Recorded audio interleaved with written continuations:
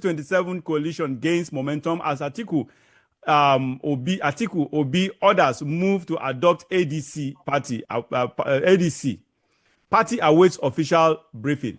Barrister, I don't want to go into. Everybody knows what it's a popular thing. Everything is going on in the public. Everything is going on in the public right now. The 2027 election, even though it's still pregnant, at least we are seeing some a kind of a glimpse of what will play out, how it will play out, or whatever. What we've talked about this issue of coalition, especially with regard to Peter Obi's political image. Barrister, do you see this do you view this as something that will be a success? Success in the sense that the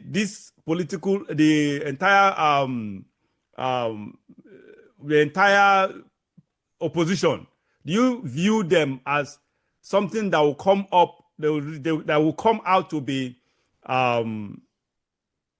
what do I call it? Something impeccable, something strong enough to withstand Bola Tinubu's political machinery? And if you do, what will become of Peter Obi? What do you see Peter Obi? This whole thing. I feel remains the same. That as long as there is no strong national candidate that everybody can coalesce, every opposition member can coalesce behind to face Tinubu, it cannot be a strong opposition. Already we can see discordant voices among the opposition. Some want to go to SDP, some want to go to ADC. Today we hear Peter Obi, who has agreed to be vice president candidate to Atiku. Tomorrow we hear no, he said he is going to run on the platform of the ADC. You can see already the very discordant tunes. And the issue is that even if they were to come together under one person, who, from what I can see, I am not able to see at this moment. Even if they were to somehow achieve that feat, I still do not see how they can unseat President Tinubu in the way things are going.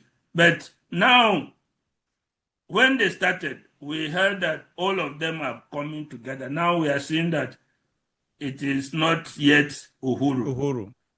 They have not crystallized as an opposition. So we are still watching and seeing where this thing will go. Just like you said, there are snippets are coming up. We hear this today, we hear that tomorrow. Nothing has crystallized in one form that we can now say, okay, this thing is like this, is capable of taking on the challenge that is before them. We have not reached that level. Yeah, all right.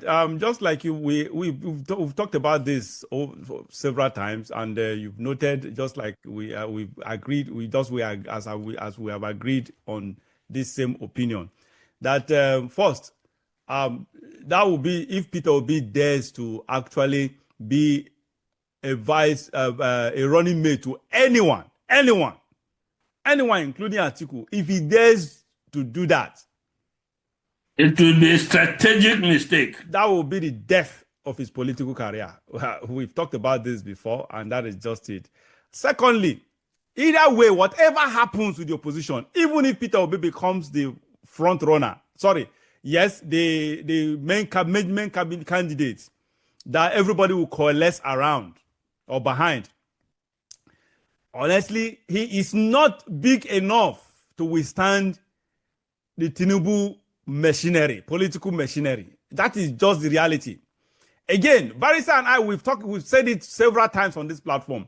You can't, do you expect to beat Tinubu? Tinubu did it. He was able to rig the election, but everyone, every institution and every human being buyable. And imposed himself on us. How much more? He did that when he was outside power. He had no paraphernalia of authority at his beck on call. That is just the reality. Yet he was able to do that with his money. Now, talk less of now that he is the president and the commander-in-chief, for God's sake, of not just the armed forces, the paramilitary, all the commander-in-chief of all the institutions, including and especially INEC. So what 2027 is just going to be a walkover by Bola Tinubu. It will be like a bulldozer, a D12, for those of you in the construction industry, a D12, not just a D8 bulldozer, a D12 bulldozer just running over some kind of running over probably some bungalows. You know what it means, how to a bungalow to just plow through bungalows, how it will be. That's just the way Tinubu will just run over the whole, run over all of them. So my prayer is honestly for military to just, because with someone like Tinubu, honestly, it is a hopeless situation. There is nothing, literally nothing the opposition can do about that. Unfortunately, I hate to say this, but that's just the reality on ground. That is just it.